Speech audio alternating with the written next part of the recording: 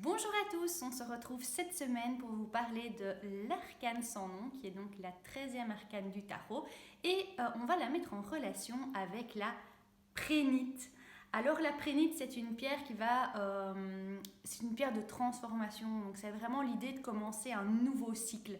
Alors vous pouvez aussi, si vous en avez envie, travailler avec une autre pierre que la prénite pour travailler l'arcane sans nom, c'est la chrysoprase. Alors la chrysoprase, elle est dans les verts un peu turquoise comme ça, et c'est aussi cette idée de transformation, de nouveau cycle. Et la chrysoprase, elle va mettre aussi en avant vraiment la chenille qui devient un papillon. Et moi j'aime beaucoup aussi travailler avec cette pierre-là parce que la symbolique est très forte et très représentative de l'arcane sans nom.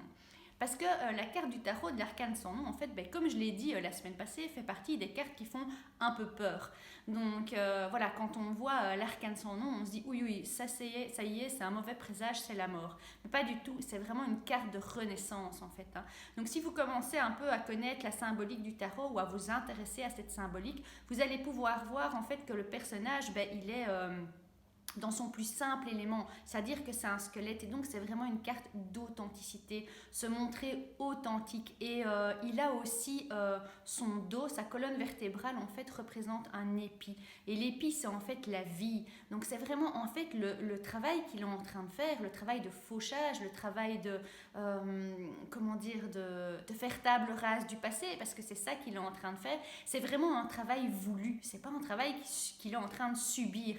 Donc parce qu'il y a différents éléments dans la carte, il y a notamment la présence d'un cœur aussi dans son bassin, l'épi dans son dos, la couleur jaune de sa faux, enfin du bâton de sa faux, représente vraiment le fait que c'est un travail voulu et pas subi. Donc ça c'est vraiment important. Et donc c'est aussi, comme vous l'avez compris, cette carte de renaissance, c'est là que vous faites le lien avec la prénite ou avec la chrysoprase, parce que vous allez vraiment commencer des nouveaux cycles, vous faites table rase du passé et vous avez en fait cette capacité à le faire, donc vraiment à laisser tout ce qui s'est passé de côté et à commencer des nouveaux cycles.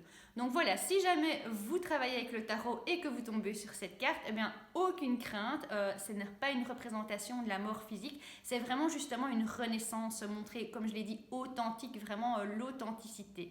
Donc voilà, ça c'était la carte de la semaine. J'espère que ça vous a plu et on se retrouve la semaine prochaine pour parler de la tempérance.